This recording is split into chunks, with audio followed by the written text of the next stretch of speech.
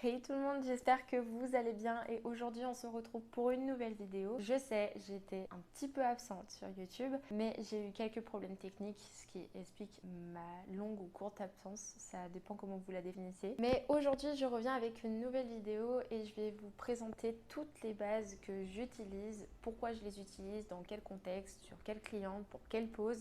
Je vais essayer d'être le plus clair possible, de vous apporter aussi mes petits tips. Franchement, j'ai sélectionné 4 bases qui sont vraiment mes incontournables, que j'utilise vraiment régulièrement, que ce soit pour du semi-permanent ou du gel. Si jamais vous n'êtes pas abonné à la chaîne, n'hésitez pas à le faire juste en dessous, c'est gratuit et ça me permettrait de voir le nombre de personnes qui me suivent. Et sans plus tarder, on commence tout de suite. La toute première base que j'ai utilisée, que ce soit sur semi-permanent ou même sur gel, c'est la Mineral Base de chez Indigo que j'ai depuis maintenant un bon moment. Je vous insérerai un close-up de la base vraiment de beaucoup plus près pour que vous puissiez voir la texture, la couleur, etc.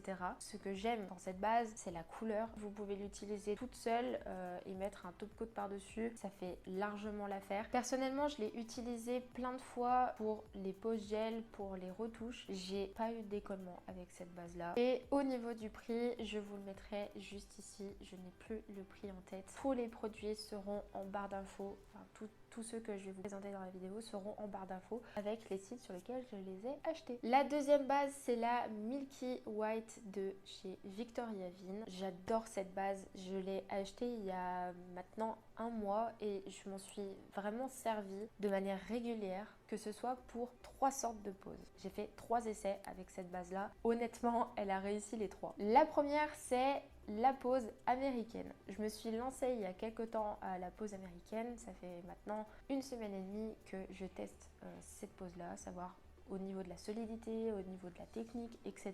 Et j'ai essayé la pose américaine avec la base de chez Victoria Vin. Et ma foi, je pensais pas que ça allait fonctionner et pourtant, si, ça fonctionne même très très bien. L'avantage, c'est que du coup, ça reste une base qui est, en termes de texture, elle est vraiment moyenne, elle est vraiment très très bien. Pareil, les méga bases, vous avez l'embarras du choix au niveau des couleurs. Moi, j'ai pris la teinte Milky White puisque je n'avais pas de teinte Milky. J'en suis servie pour la pose gel aussi, pour tout ce qui est remplissage.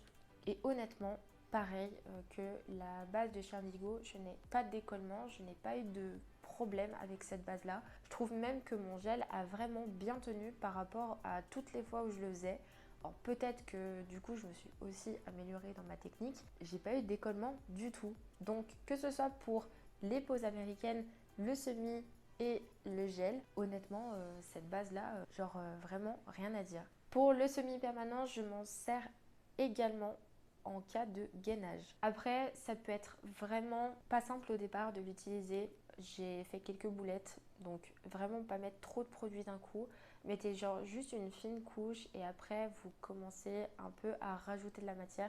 Mais ne rajoutez pas trop de matière avec ce style de base. Enfin tout du moins c'est le conseil que je peux vous donner. Pareil, je vous mettrai le prix juste ici de la base et ça sera en barre d'infos comme toujours. Pour finir, je vais vous présenter 2 bases de chez Didier Lab. Alors, c'est une marque personnellement que j'entends pas trop sur les réseaux. Après, peut-être que je ne suis pas les influenceuses qui les utilisent énormément. Mais en tout cas, moi, je les ai vraiment découverts par hasard sur les réseaux. Et j'ai vraiment été bluffée de la qualité des produits. Parce que honnêtement, ça vaut le coup. Ça a un certain coût aussi, mais je vous garantis que ça vaut le coup. Je vais commencer par ma base chouchou qui est la Fiber Base, hop, qui se présente comme ceci. Alors déjà les packagings sont vraiment ultra sobres et j'adore. Perso, je sais pas ce que vous en pensez. C'est une base qui est enrichie en vitamine E et qui a des fibres de verre synthétique à l'intérieur. Donc c'est fait pour tous les ongles fragiles qui ont tendance à être un peu mous, voire cassants. Personnellement, c'est celle que j'utilise le plus en vernis semi-permanent quand je fais des poses en général sur cliente ou même sur moi puisque j'ai tendance à avoir les ongles un peu fragiles aussi. Sur le site, vous avez un nombreux choix de couleurs, donc que ce soit la clear, la milky ou même d'autres teintes de rose, vous aurez l'embarras du choix sur le site. Moi personnellement j'ai préféré prendre la nude parce que j'aime un peu trop ça et franchement j'adore faire du gainage semi avec ce genre de base. Elle est vraiment très épaisse mais c'est tellement facile à utiliser et à faire son gainage semi. C'est vraiment la base que je ne remplacerai pas. Pareil, je m'en suis servi pour du remplissage au niveau du gel et même en construction complète, je n'ai pas eu de problème avec ce genre de base. Si vous respectez les protocoles du fait qu'il n'y ait pas de poussière, que vous ne touchez pas les cuticules, que ça ne dépasse pas. Après, forcément, il faut savoir adapter la base en fonction de chaque type d'ongle. Mais si le protocole est respecté, normalement, il n'y a pas de problème de décollement ou autre. Pareil, je vous mettrai le prix de la base juste ici. C'est pas donné par rapport à la méga base et à la naturelle base de chez Indigo. Moi, personnellement, ça ne me choque pas puisque je suis conquise par cette base. Donc, je sais pertinemment que si un jour je la finis, je la rachèterai. J'ai tendance à être fidèle quand même à une marque. Je pense pas qu'elle soit remplaçable celle-là. Mais bon, après, peut-être qu'avec le temps, ça risque de changer, je ne sais pas. Et dans un dernier temps, ça sera la Rubber Base de chez Didier Lab également. Alors, cette base-là, je ne l'ai pas utilisée tout de suite. C'est une base sur le site, comme il l'indique, qui est assez souple et qui est faite en cas de léger creux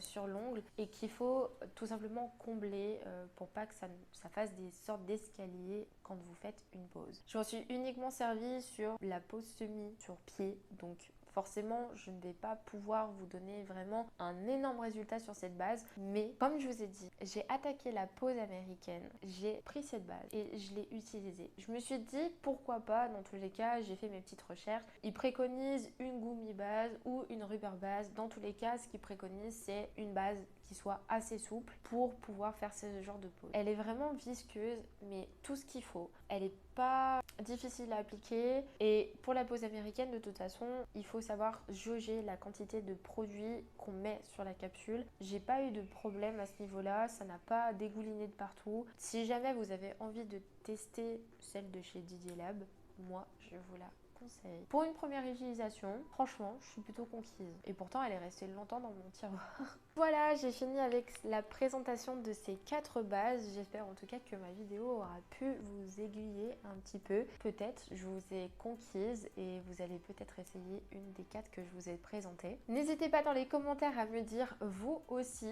les bases que vous ne pouvez pas vous passer et que vous utilisez à chaque fois ou que vous rachetez à chaque fois.